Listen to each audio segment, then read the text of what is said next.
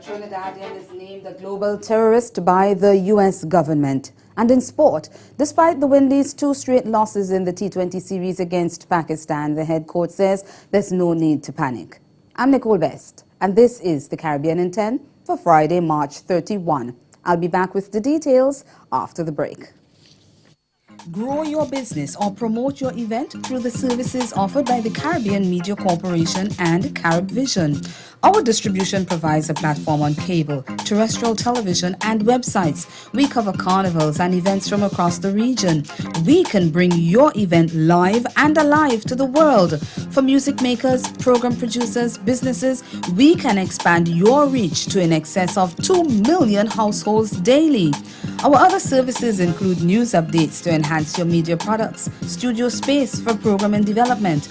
We can facilitate the launch of new products and services and training. Contact us and we will help you unleash your creative ability, develop products and services, and provide the medium to watch them grow. Contact Loretta Skeet at cmccaribbean.com or call her 1-246-467-1044 or 1-246-253-3889. Call and book your carnival or event today.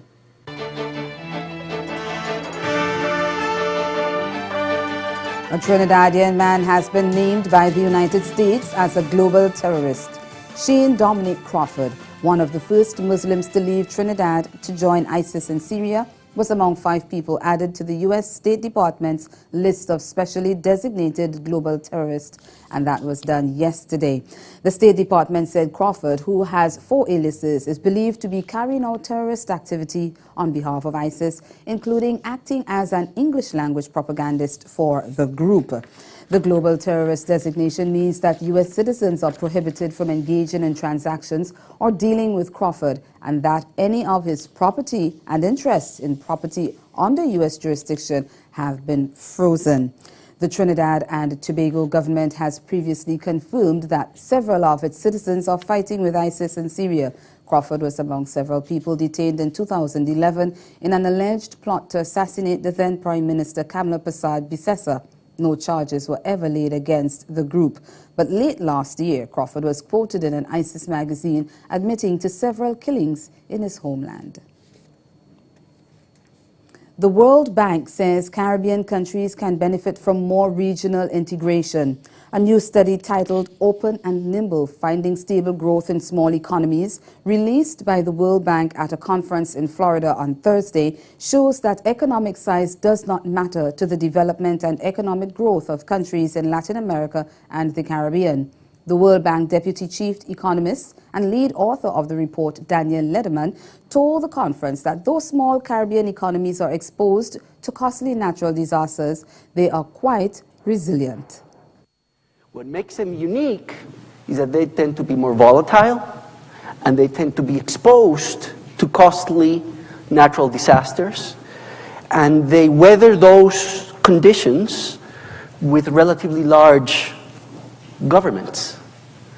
Yet they are open and they're nimble, with an incredible capacity to reinvent ourselves from time to time in relatively short periods of time. And these unique characteristics help compensate for the volatility, the natural disasters, and the management of relatively large governments. Lederman said regional countries need to save independently and collectively in order to assist each other with recovery efforts after natural disasters. Dominica's main opposition United Workers' Party, the UWP, is calling for an interim national unity government to replace the Roosevelt Skerrit administration.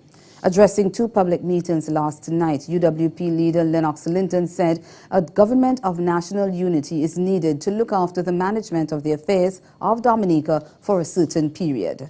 We want that interim government of national unity appointed through the constitutional process to put a commission of inquiry into how our citizenship by investment program is running. We want that interim government of national unity to criminalize the sale of Dominica's diplomatic passports and the use of diplomatic passports for facilitating criminal activity around the world. We want that interim government of national unity to ensure that all arrangements are concluded for electoral reform in this country.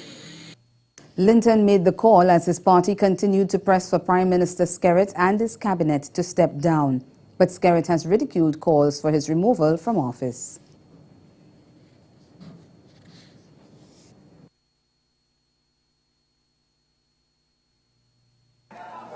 I say to them, Skerrit must go on to build a new hospital for Dominica. Skerrit must go on to build homes for the people of Dominica. Skerrit must go on to continue creating opportunities for the youth of our country. Skerrit must go on to build a five-star hotel for Dominica. Skerrit must go on to build the geothermal plant to bring cheaper light bills for our people in Dominica. And Skerrit must go on to continue raising the monies required to bring a better way of life for the people of Dominica. Stay with us. Your midday sport is next. What is it about the law and politics that have changed so much since those days, as fast forward to where we are today? That's a good question. Part of it is that the political scene has gotten so divisive. I know every generation says that, but I really feel now, even compared to back then in 2003, that there's much less willingness to reach across the aisle to at least hear the other person out, if not strike a deal.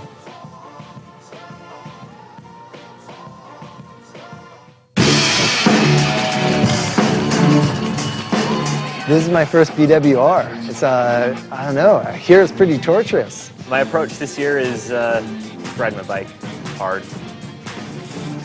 This year I'm prepared for it. I know it's going to happen, I know it's going to hurt, so I'm excited. You know, I've got no idea what to expect out there, except that I want to hurt myself doing it, you know, and do everything I can to be at the front.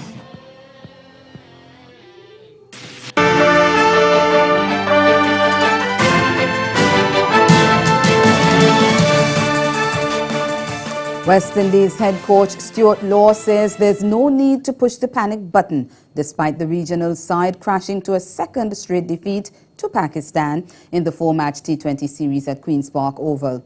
Chasing a modest 132, West Indies declined from a strong position of 60 for 1 to end 3 runs short on 129 for 8 of their 20 overs. Echoing the sentiments of Captain Carlos Brathwaite, who said yesterday that he has seen an improved team, Law said he also saw massive strides in some areas and believes the Caribbean men can force their way back into the series.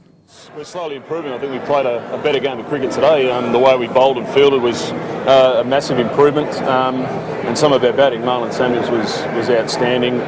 Chadwick Walton at the top was pretty good as well. We just needed a bit of a hand down towards the back end of the innings to stick with Marlon and then to finish the job off. But Carlos, Sunil Narine and Jason Holder nearly pulled off a victory.